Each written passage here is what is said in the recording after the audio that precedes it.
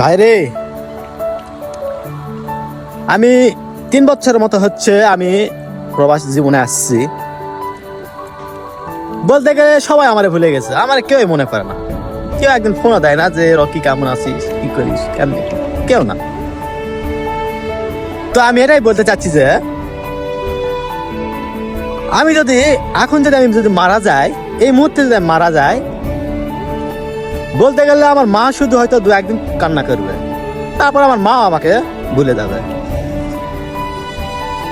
তাহলে আমি কার জন্য এই মানুষ খুন করতেছি, কার জন্য এত এত বাহাদুরি, এত রাজনীতি, এত ঝামেলায় জড়াইতেছি, কার জন্য কোন?